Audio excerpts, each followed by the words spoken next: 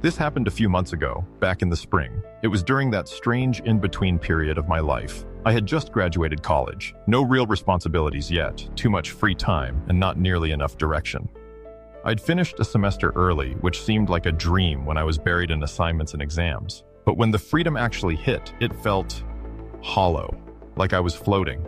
Everyone else was still finishing finals, and my full-time job wasn't starting until June.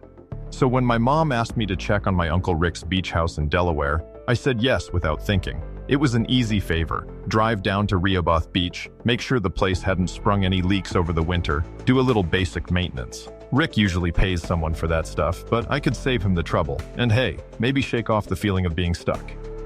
It's not too far from where I live in Pennsylvania, just over 2 hours. Rick's house is massive, the kind that could comfortably host 20+ family members. Every summer, we'd cram the whole extended family in there for a week. Card games, boozy nights, chaotic dinners. But in spring, empty, silent. I left on a Thursday afternoon and reached the house before sunset. Everything looked normal, just still. I walked through Rick's checklist, checked the pipes, ran the faucets, tested the breakers, walked the property. No issues. But it felt weird being there alone. I'd never seen that house without cousins running around and board games scattered on the dining table. The quiet wasn't peaceful.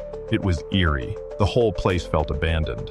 I texted my mom to say I'd stay overnight. I didn't feel like driving back in the dark, and she agreed it was a good idea. I thanked Rick over text, made a quick dinner, and zoned out on my phone for a while. That night, I decided to sleep in the master bedroom. Why not? Usual. I got crammed in a third-floor room with a twin bed during family trips. But now I had the place to myself. So I took the second-floor suite, walk-in closet, massive bathroom, super comfy mattress. I passed out around midnight.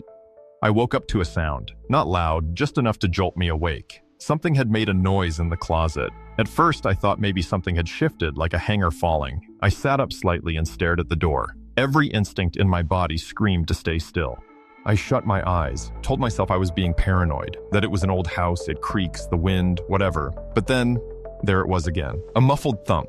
This time, I knew I hadn't imagined it. And that's when it happened. Real paralysis. Not the metaphorical kind. My whole body froze, like something invisible had pressed a weight onto me. I couldn't move. Couldn't even roll over. I opened my eyes just a crack and immediately wished I hadn't. The closet door was slowly creaking open. I watched as a dark shape, a man, stepped silently into the room. He didn't move, didn't say a word, just stood there, next to the bed, watching me. My breath caught in my throat. I couldn't scream, couldn't even blink. After what felt like forever, maybe 20 seconds, he turned and walked out of the room. I expected him to head downstairs, but I heard the floor creak as he moved up to the third floor. My stomach dropped. There's no exit from the third floor.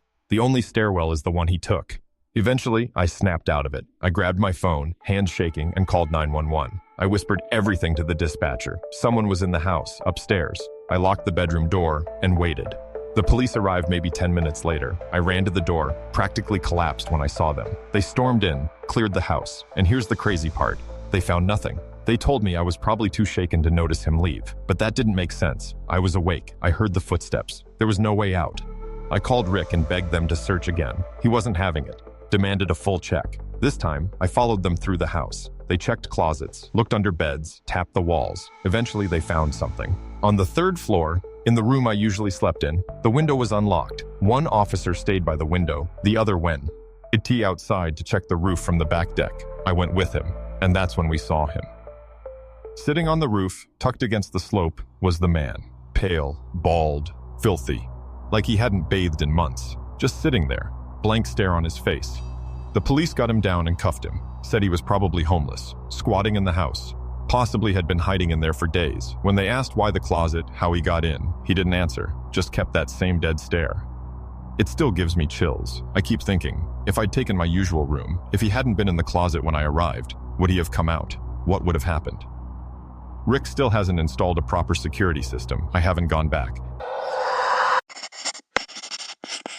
My friend Mike has a beach house down in Seaside Heights, Jersey Shore. His family's had it for generations. Big, beautiful place, old but cozy. After Mike's grandparents passed away last year, the house just kind of sat empty. His dad tried to rent it out, but it was mid-season and nobody really bit. So when Mike texted me in July, asking if I wanted to go down for a long weekend, I said yes immediately. Chill trip. Beach during the day, boardwalk at night, maybe a few beers. Nothing wild. We got in on a Friday evening, dropped our stuff in the upstairs bedrooms, grabbed some subs, and walked along the shoreline with a couple of fishing rods. The night air was warm, and the beach was buzzing with people. We even ran into a couple of girls, locals, walking barefoot near the surf. Mike being Mike, he struck up a flirty conversation and got their numbers. Eventually, we found a quiet little pocket between two houses and just cast our lines out into the water. Didn't catch anything. Wasn't the point. The next morning, we woke up early and went for a run on the boardwalk. After a few miles, we spent the day lounging, eating junk, and chilling on the beach. That night, we crashed early. Around midnight, I woke up to this high-pitched beeping, like a smoke alarm. At first, I thought I was dreaming, but it just kept going, loud, sharp.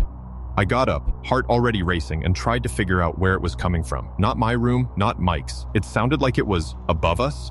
I shook Mike awake, and we bolted up the stairs to the third floor. That floor is mostly used for storage. A couple of old bedrooms, a den nobody uses anymore. The whole level smelled dusty and forgotten. We flipped on the light. The beeping was deafening now. We searched room by room. Still nothing burning, no smoke, no fire. Then I found it. In the last bedroom, under a pillow, was a small LAC device, about the size of a deck of cards. It wasn't a smoke detector. It was something else entirely. We stared at it, confused. Mike had never seen it before. He picked it up, and as soon as he did, the beeping stopped. There were no markings, no labels, nothing. Just silence now. Mike turned it over a few times and shrugged. We joked about it. Maybe one of his cousins left it there years ago. But I didn't laugh. I had this weird chill running up my spine. Something about it felt wrong, like someone had put it there to wake us up. This story took place back in 2017 when I was 19. My family had rented a house on the Outer Banks in North Carolina for a full week in late August. It was supposed to be one of those last hurrah vacations before I headed off to college in New York. My mom, dad, and younger brother Ethan all made the trip, and the house was gorgeous. Not luxurious, but one of those big old beach houses on stilts, just steps from the water. It had a wraparound porch, creaky floorboards, and a huge open window facing the dunes. I was weirdly obsessed with it the second we arrived. The first few days were everything you'd expect from a beach vacation. We played cards on the porch, grilled burgers, and ran into the freezing Atlantic like idiots every morning. But something about that house started to feel off. Not haunted exactly, just like it was holding its breath, like something was watching us and waiting. It started with the footprints. Every morning there were new prints in the sand leading right up to our back stairs, just one set, barefoot, long and narrow. They'd appear overnight. At first we thought maybe it was a neighbor out for a dawn stroll, but these weren't ordinary footprints. They were spaced strangely far apart, like whoever made them was walking with purpose. They also always stopped at the bottom of our stairs. Never once did they go back the other way. The first few days, my dad just shrugged it off. Probably some early riser checking out the tides, he said. But on the third morning, the prints were wet, like dripping wet, as if someone had just come out of the ocean and walked up to our house at 2 or 3 in the morning. That day, Ethan refused to go down to the beach. He said he'd seen a man standing out in the surf the night before, just standing there, waist deep, facing our house. My parents tried brushing it off as a dream, or maybe a trick of the light. But Ethan swore on his life he was awake. I didn't want to admit it, but I had seen something too, or at least thought I did. A flash of movement outside the window around 3 a.m. I figured it was the wind or maybe a bird, but now it didn't seem so simple. That night, I decided to stay up and watch. I sat by the window in the upstairs loft with a blanket, my phone, and a lukewarm cup of tea. The moonlight was especially bright, casting silver glints across the sand dunes and the waves. Midnight passed, then 1 a.m. Nothing. I almost gave up, but then I saw him. There was a figure standing near the shoreline. He wasn't moving, just facing our house, exactly like Ethan described. The man was too far to make out clearly, but his silhouette was unmistakable, still, tall, drenched. I ducked out of view and crawled to the far side of the window, just enough to keep him in my peripheral vision. My heart was thudding like crazy. It felt like he was looking right at me, like he knew I was watching. Then he moved, not toward the water, not toward the dunes, but toward our house. I scrambled away from the window and ran to wake my parents. At first they thought I was being dramatic, but when I dragged them to the window, he was gone. I felt sick, not relieved, just uneasy. If he wasn't out there anymore, where was he? We didn't sleep much that night, and in the morning, the footprints were there again, wet and deep, like someone had run across the sand and stopped just short of coming inside. That afternoon, my mom called the property manager and asked if there'd been any weird activity in the area. The woman on the phone got real quiet and then said something that I'll never forget. "You're not the first family to mention that man." Apparently, over the past few years, several renters had seen a similar figure, always in the surf, always watching the house, never approaching. One group even left early after someone tried to open their sliding door in the middle of the night. No one had ever been hurt, but it was enough to creep people out. Locals had taken to calling him the Drenched Man. We spent the next the days on edge, constantly checking the sand and double-locking every door and window. We never saw him again, not clearly, but the last night we were there, I woke up to the sound of waves crashing louder than usual. I got out of bed and crept toward the window. For a split second, just one heartbeat. I swear I saw him standing on the porch, but when I blinked, he was gone. To this day, I don't know what it was. A ghost? A squatter? Just some messed up prankster with an obsession? All I know is that whatever stood outside that house, it didn't want in. It just wanted us to know it was there. Back in 2021, I booked a beach house alone for a week. I needed to get away from my job, my city, even my friends. I was burnt out and spiraling a bit, and the idea of being alone by the ocean with no schedule felt like medicine. The house I picked was in Rhode Island, just outside a tiny town called Weekapaug. It was old, charming, and weirdly cheap for how close it was to the water. I assumed it was off-season pricing. It sat right on a bluff above the beach, all gray shingles and warped windows. The place had a certain haunted New England energy, but I liked that. I'm into creepy old houses. I checked in on a Sunday. There was a small welcome binder from the owner and a map showing how to walk down to the beach via a crumbling staircase carved into the rock face. The whole place felt like it had history, but one thing wasn't mentioned in the welcome guide: the door in the floor. It was the third night when I noticed it, a square wooden panel under the rug in the hallway. Not huge, but clearly a hatch of some kind. When I lifted the rug, I saw it had an old brass pull ring. It looked like it hadn't been touched in years. Now, I'm not proud of this, but curiosity got the better of me. I pulled it open. Beneath was a narrow staircase leading down, completely dark. I shined my phone flashlight into the opening and saw what looked like a stone cellar. The walls were rough, like it had been dug straight from the rock, and I swear to you, I could hear water, not dripping, flowing. I should have closed the door and walked away. I knew better, but I was alone, a little drunk, and apparently had forgotten what horror movies have taught us. So yeah, I went down. The air was damp and salty, like the ocean had seeped into the walls. The stone steps were slick, and the deeper I went, the louder that water sound got, like waves gently lapping against something. The stank. Airs ended in a room maybe 20 feet wide. There were rusted metal hooks in the ceiling, an overturned table, and, I kid you not, a full pool of seawater in the back corner. It looked like it was rising up through the stone itself, and carved into the wall above it was a symbol.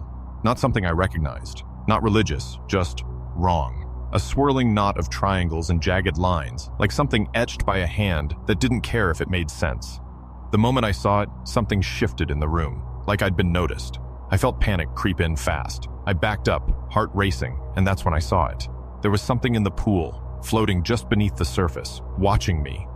It didn't move, just hovered there, pale, expressionless, like a human face submerged in still water. I didn't wait to find out more. I ran up the stairs and slammed the hatch shut, throwing the rug back over it like that would somehow erase what I saw. That night, I barely slept. I kept hearing the sound of waves, not outside, but underneath me. At 3:17 a.m. exactly, I heard something creak, not from the porch, not from the stairs, from below, like the hatch had moved. I slept in my car the rest of the trip. When I returned the keys at the end of the week, I asked the rental agency if they knew anything about a basement or cellar in that house. The woman behind the desk blinked at me and said, "There's no basement. That property sits on solid bedrock." I didn't argue. I just nodded, walked out, and never went back. Sometimes when I hear the ocean at night, even hundreds of miles from Rhode Island, I swear I can still hear that same soft, sloshing sound. And I think about that face, the one watching from under the sea,